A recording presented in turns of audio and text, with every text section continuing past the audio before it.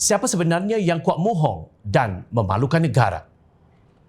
Nampaknya begitu seronok Menteri Besar Kedah Datuk Seri Muhammad Sanusi Maknor memperlekeh kehadiran Perdana Menteri Datuk Seri Anwar Ibrahim pada Perhimpunan Agung Pertubuhan Bangsa-Bangsa Bersatu UNGA ke-78 di New York baru-baru ini. Katanya Anwar berucap di Dewan Perwakilan yang kosong. Muhammad Sanusi menyifatkan situasi tersebut sebagai memalukan dan mendakwa kemungkinan ia berlaku kerana delegasi antarabangsa sedar bahawa Malaysia diwakili seorang yang suka berbohong.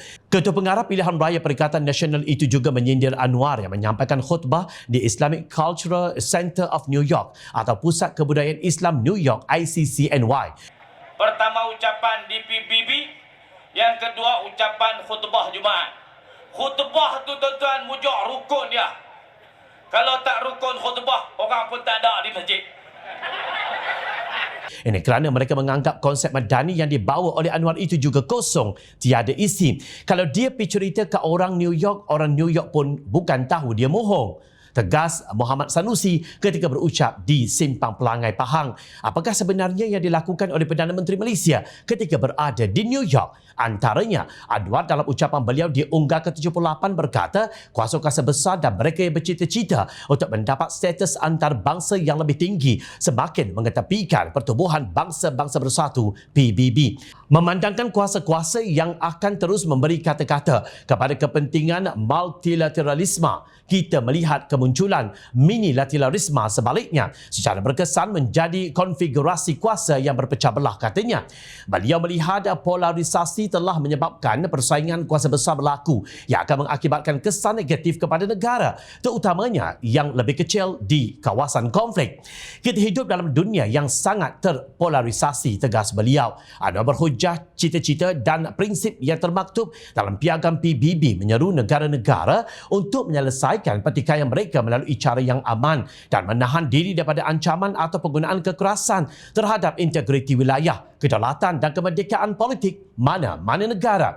Kami mengutuk sekeras-kerasnya pencerobohan Rusia ke atas Ukraine, ujarnya. Perdana Menteri berkata Malaysia berpandangan bahawa konflik tersebut menggariskan keperluan mendesak untuk berdamai dan menyelesaikan perbezaan secara baik melalui rundingan. Beliau juga menggesa dipergiatkan usaha pelbagai hala bersepadu yang diketuai oleh PBB untuk menyelesaikan konflik itu. Kita tidak boleh memilih jiran kita, tetapi kita boleh memilih untuk hidup aman dengan mereka, tegas Anwar. Adakah kenyataan Anwar yang mempromosikan keamanan global itu satu pembohongan? Sedangkan ia jelas merupakan aspirasi majoriti rakyat Malaysia yang mendambakan kestabilan politik dan keamanan sejagat.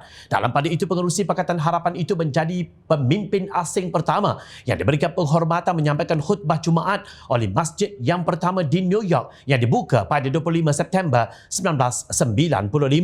Dalam khutbahnya selama 20 minit, Perdana Menteri menekankan tentang kepentingan bagaimana pentadbiran berkonsepkan Islam harus melindungi semua lapisan masyarakat tanpa mengira kaum dan agama. Kami melindungi semua orang miskin, minoriti. Kami mendukung semangat madani berdasarkan konsep Madinah yang menggalakkan kefahaman dan pengetahuan tanpa meninggalkan kelestarian, jelasnya kepada kira-kira 800 jemaah. Anwar juga menerangkan konsep tabik urus daripada perspektif madani dan berkongsi pandangan beliau mengenai ancaman Islamofobia dengan khalayak Muslim Amerika. Kami sentiasa cuba menggalakkan persefahaman, toleransi dan keperluan memahami budaya dan agama orang lain. Ia penting bagi kami untuk hidup rukun damai dan harmoni, ujar Anwar lagi. Beliau turut berpesan kepada umat Islam untuk mengukuhkan perpaduan sesama mereka serta menangani ancaman Islamofobia dengan hikmah dan ilmu demi kebaikan semua. Apabila kejadian membakar Al-Quran berlaku, Malaysia mencetak 1 juta naskah Al-Quran untuk diedarkan ke seluruh dunia. Malah kami hantar 15,000 naskah ke Sweden supaya mereka dapat melihat serta memahami dan bukan bergaduh kerana jahil, tegas Anwar. Seusai solat Jumaat, Anwar diberi peluang untuk mengislamkan seorang lelaki yang bernama Andrew Vinyls. Daripada rentetan ucapan dan khutbah beliau di New York, celah mana pula Anwar berbohong seperti yang didakwa Menteri Besar Kedah itu. Dakwaan Muhammad Sanusi bahawa kenyataan Anwar hambar dan Dewan PBB kosong adalah tidak benar sama sekali. Imej daripada sudut lain menunjukkan terdapat ramai delegasi yang hadir semasa ucapan Perdana Menteri. Bunyi tepukan gemuruh daripada delegasi adalah bukti sokongan wakil masyarakat antarabangsa terhadap kenyataan kerajaan Malaysia yang dibawa Anwar.